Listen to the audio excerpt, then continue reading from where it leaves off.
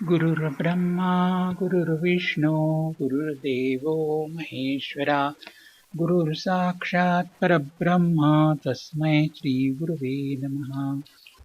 ब्रह्मानन्दं परमसुखदं केवलं ज्ञानमूर्तिं द्वन्द्वातीतं गगनसदृशं तत्त्वमस्यादिलक्ष्यम् एकं नित्यं विमलवचनं सर्वधी साक्षिभूतं भावातीतं त्रिगुणरहितं सद्गुरुं तन्नमामि. अवधूतचिंतन श्री गुरुदेव दत्त. अवधूतचिंतन श्री गुरुदेव दत्त. अवधूतचिंतन श्री गुरुदेव दत्त. हैदराबाद शहरातील महान संतांची संस्थाने. हैदराबाद हे ऐतिहासिक शहर येथील चारमिनार, गोलकोंडा, उस्मानिया विद्यापीठ, Ramoji film city, ocean park, Birla मंदिर यासारख्या अनेक नवीन जुन्या वास्तू आणि स्थानांसाठी प्रसिद्ध आहे. या शहराचे अजून एक वैशिष्ट्य असे की येथे अनेक महान संतांनी वास्तव्य करून येथील जनतेला भक्ती, ज्ञान आणि वैराग्य यांचा अनमोल ठेवा प्रदान केला. या संतांच्या मालिकेत प्रामुख्याने परमपूज्य ब्रह्मीभूत सद्गुरू श्री बाळकृष्णानंद स्वामी उर्फ भटजीबापू महाराज, परमपूज्य संत श्री केशवस्वामी महाराज तसेच परमपूज्य श्री नारायण महाराज यांचा समावेश आहे. या संतांनी देहत्याग करून अनेक वर्षे झाली आहेत, परंतु त्यांनी स्थापन केलेल्या अतिपावन संस्थानात श्रद्धावान भक्तांना अजून सुद्धा दिव्य अनुभव येतात. संत महात्मे ज्या स्थानी देहत्याग करतात ती पुण्यभूमी असते. देहत्याग करताना संत आपला अंशात्मा अदृश्य अवस्थेत त्या जागी अस्तित्वात ठेवून परब्रह्म स्वरूप होतात. तो त्यांचा अंशात्मा मुमुक्ष आर्त भक्तांना मार्गदर्शन करतो. प्रापंचिकांना संकटसमयी सहाय्य करतो. थोर भक्तांना दृष्टांत देऊन अन्य भक्तांना मदत करण्याचा आदेश देतो. भागानगरीच्या या महान संतांच्या संस्थानांची अल्पशी माहिती भाविक भक्तांसाठी खाली देत आहे. 1. परमपूज्य ब्रह्मीभूत श्री भटजीबापू महाराज संस्थान, भोईगुडा, छत्री नाका, उप्पुगुडा, हैदराबाद. या स्थानी महाराजांनी आपल्या आयुष्याची 8 दशके जनता जनार्दनांच्या भक्ती, ज्ञान आणि वैराग्य यांची शिकवण देण्यात घालविली. महाराजांचे सहज साधे बोलणे सुद्धा उपदेशामृतासारखे असे. त्यांचा स्वभाव अत्यंत प्रेमळ आणि लाघवी होता. कोणी संकटग्रस्त गृहस्थ त्यांच्याकडे आल्यास ते इतक्या गोड शब्दात त्याचे समाधान करीत की आलेल्या संकटांना सामोरे जाण्याचे अनामिक धैर्य त्या गृहस्थास प्राप्त होत असे. आज महाराज लौकिक रूपाने नसले तरी त्यांच्या समाधीच्या आसपास त्यांची स्पंदने जाणवतात आणि चित्तात एक मांगल्य भाव जागृत होऊन अनामिक शांतीचा अनुभव भाविक भक्तांना येतो. महाराज या स्थानी असताना दर्शनास येणाऱ्या प्रत्येकास प्रसाद व भोजन करून जाण्याचा आग्रह करीत असत. महाराज ज्यावेळी फिरावयास अथवा देवदर्शनास बाहेर जात त्यावेळी कोणी परिचित दिसला की त्यास प्रथम स्वतः नमस्कार करीत आणि क्षेमकुशल विचारित. महाराज सर्वांशी अगदी मोकळेपणाने बोलत असत. लहान, थोर, गरीब, श्रीमंत अशा कोणत्याच भेदभावांचा लवलेश त्यांच्यात नव्हता. महाराजांना शास्त्रीय संगीताची अत्यंत आवड होती. त्यांचा आवाज सुद्धा मधुर होता. ते त्या काळचे महान टप्पा गायक होते. महाराजांनी आपला देह 87व्या वर्षी वैशाख कृष्ण दशमी सोमवार इसवी सन 1932 या दिवशी ठेवला. महाराजांनी प्रारंभ केलेली अन्नदानाची प्रथा आजतागायत चालू आहे. प्रत्येक द्वादशीस मोठ्या प्रमाणात अन्नदान होते. याशिवाय महाराजांच्या पुण्यतिथीचा उत्सव 3 दिवस मोठ्या उत्साहाने साजरा केला जातो. या 3 दिवसात प्रतिदिन काकड आरती, रुद्राभिषेक, भजन, कीर्तन, प्रवचन, नामवंत गायकांचे सुश्राव्य गायन असा भरगच्च कार्यक्रम असतो. या 3 दिवसात महाराजांचे हजारो भाविक भक्त सुग्रास भोजनाचा प्रसाद घेऊन तृप्त होतात. गेल्या 5-7 वर्षात या संस्थानाचे व्यवस्थापक ह.भ.प. श्री भगवान महाराज जोशी यांच्या निस्वार्थ भावाने केलेल्या सेवेमुळे या मंदिराचा जणू कायाकल्पच झाला आहे. समाधी मंदिरासमोर भव्य सभामंडप बांधला असून त्याच्या दुसऱ्या टोकास असलेल्या पुरातन महादेवाच्या मंदिरात सुंदर कळस चढवून पूजेसाठी गाथा केला आहे. प्रत्येक भाविक भक्ताने या जागृत स्थानाचे अवश्य दर्शन घेऊन महाराजांचा कृपाप्रसाद प्राप्त करावा. हरिओम तत्सत, हरिओम तत्सत, हरिओम तत्सत. भागानगरातील दुसरे परम पावन स्थान म्हणजे परमपूज्य संत श्री केशव स्वामी महाराज संस्थान. भागानगरातील श्री समर्थ रामदास स्वामींचे समकालीन संत म्हणजे परमपूज्य श्री केशव स्वामी महाराज होत. श्री समर्थांच्या दास पंचायतनात श्री केशव स्वामींचा उल्लेख मोठ्या सन्मानाने केला जातो. केशव स्वामींचा जन्म कर्नाटकातील गुलबर्गा जिल्ह्यात कल्याणी गावी झाला होता. त्यांनी आपली कर्मभूमी मात्र भागानगर शहर केले होते. त्यावेळी येथे कुली कुतुबशहा येथे राज्य होते. यावानी सत्ता असताना सुद्धा त्यांनी सामान्य जनसमुदायामध्ये भक्ती, ज्ञान आणि वैराग्य याची ज्योत तर प्रज्वलित केलीच, परंतु त्याबरोबरच त्या काळच्या अन्यायी राजसत्तेविरुद्ध जनजागृती निर्माण केली. शिवाजी राजांनी एकदा गोवळकोंडा किल्ल्यास भेट दिली असताना ते केशव स्वामींच्या आश्रमात आले होते.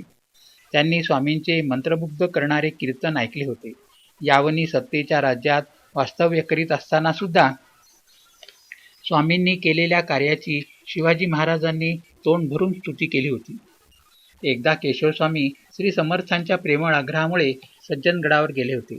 तेथे त्यांची भेट संत शिरोमणी श्री तुकाराम महाराज, रंगनाथ स्वामी निगडीकर महाराज, जयराम स्वामी, आनंदमूर्ती यासारख्या महान संतांशी झाली. केशवस्वामीविषयी बोलताना श्री समर्थांनी म्हटले होते, केशव 5 वर्षाचा असताना पांडुरंगाने श्री शंकराचार्यांच्या रूपात येऊन त्यांना दर्शन देऊन मंत्रोपदेश केला होता. केशवस्वामी एक उत्तम कवी सुद्धा होते. त्यांच्या कविता, अभंग, ओव्या भक्तिरसाने ओथंबलेल्या असतात. या महान संताने आपले जीवन कार्य यशस्वीरीतीने पार पाडून वयाच्या 74व्या वर्षी इसवी सन 1682 दुंदुभी नाम संवत्सरी पौष मासी त्रयोदशीस आपला देह परब्रह्मात विलीन केला. स्वामींची समाधी त्यांच्या इच्छेनुसार त्यांच्या आश्रमस्थानीच बांधली आहे. स्वामींच्या निर्याणाला 332 वर्षे लोटली, परंतु आज सुद्धा त्यांना अनन्य भावाने शरण जाणाऱ्या भाविक भक्तांना ते संकटातून मुक्त करतात. स्वामींचे हे परम पावन समाधीस्थान हैदराबाद नगरातील जुनी वसाहत केशवस्वामीनगर जियागुडा या स्थानी स्थित आहे. हे स्थान अत्यंत रम्य, पवित्र, मंगल असून तरल मनाला साक्षात्काराची प्रचिती करून देणारे आहे. स्वामींच्या समाधीसमोर बसतात तेथील अत्यंत शांत आणि मंगलमय स्पंदनांचा अनुभव येऊन चित्तास एक प्रकारचा अनामिक आनंदाचा लाभ होतो. श्री केशवस्वामी सेवा समितीचे अध्यक्ष श्री रमेश बाबू हैदराबादकर आणि अन्य पदाधिकारी यांच्या अथक परिश्रमाने, निस्वार्थ सेवाभावाने आणि स्वामींच्या कृपाप्रसादाने या स्थानास एका सुंदर प्रशस्त मंदिराचे स्वरूप प्राप्त झाले आहे. समाधीच्या समोर स्वामींच्या वंदनीय पादुका प्रतिष्ठापित केल्या आहेत. मंदिराचे अर्चक प्रतिदिन पूजा, अर्चा, अभिषेक अगदी मोठ्या आत्मीयतेने करतात. या समितीद्वारे प्रत्येक नववर्षाच्या आरंभी जानेवारी महिन्यात कीर्तन सोहळा साजरा करण्यात येतो. या सप्ताहात महाराष्ट्रातील नामवंत कीर्तनकार, प्रवचनकार भाविक श्रोत्यांना आपल्या कीर्तनाने मंत्रमुग्ध करून टाकतात. या उत्सवात श्रोत्यांची नुसती झुंबड उडालेली असते.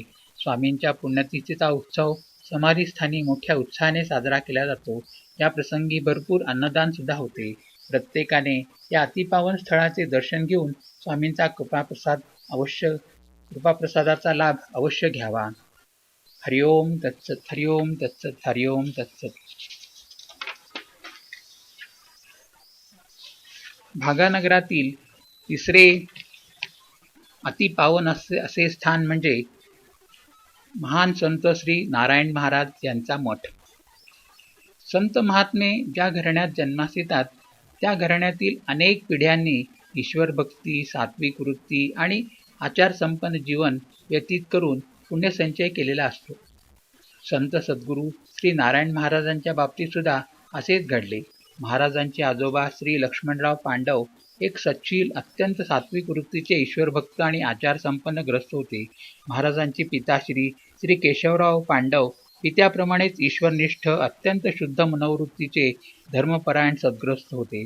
ईश्वर कृपेने त्यांना प्राप्त झालेली पत्नीसुद्धा सात्विक वृत्तीची ईश्वरभक्त पतिपरायण स्त्री होती. या आदर्श दाम्पत्यास 4 कन्यांच्या जन्मानंतर हनुमंताच्या कृपाप्रसादाने एका पुत्राची प्राप्ती झाली होती. हा शिशु ज्येष्ठ शुद्ध नवमी शके 1882 इसवी सन 1850 पुनर्वसू नक्षत्रावर जन्मास आला. पुत्रप्राप्तीने केशवराव अत्यंत आनंदित झाले होते. बाळ अतिशय गोजीरवाणा होता.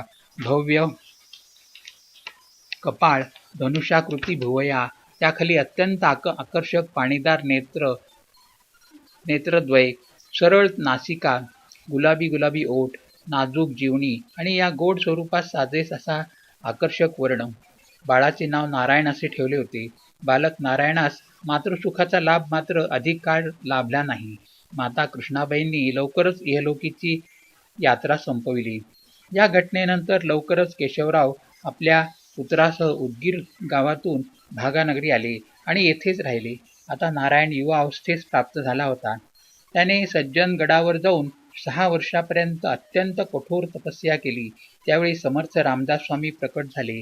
समर्थांच्या दर्शनाने नारायणाचे अष्टभाव जागृत झाले होते. सर्व अंग पुलकित झाले. समर्थांनी नारायणाच्या पाठीवरून अत्यंत प्रेमभावाने आपला हात फिरविला आणि म्हणाले, नारायणा, तू दक्षिणेस भागानगरी जाऊन तेथे राहून मठ स्थापन कर.